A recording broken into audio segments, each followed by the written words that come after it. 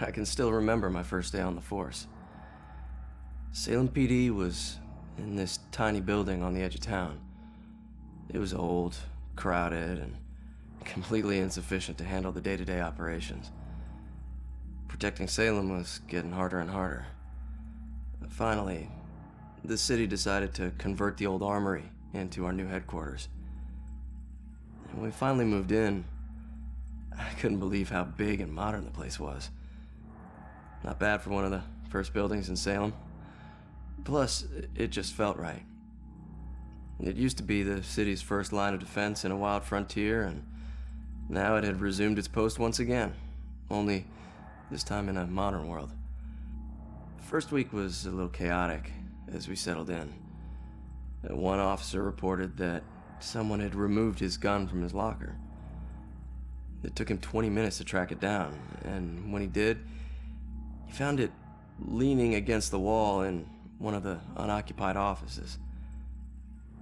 Also, the late-night station operator reported a strange phone malfunction.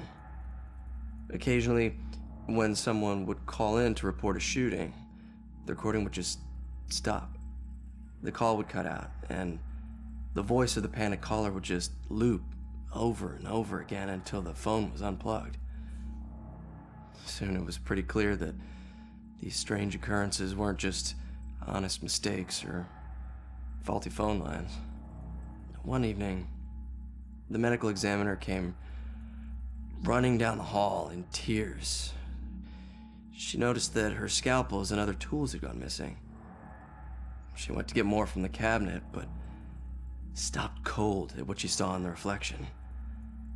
A ghostly silhouette of a Civil War soldier was standing over one of the corpses.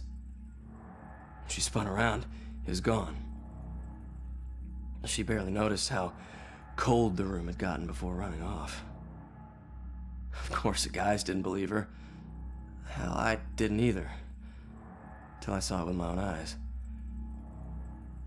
I was working late and got up to get more coffee.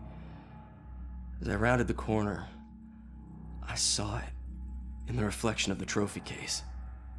It was staring right at me. He lifted an old, ghostly rifle and pulled the trigger. The trophy case fractured into a spider web of cracked glass, and I took off running.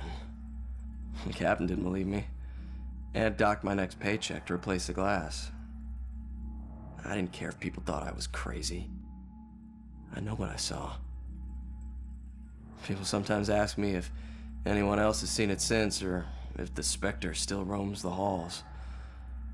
I always tell them the same thing. I wouldn't know. I transferred to Boston.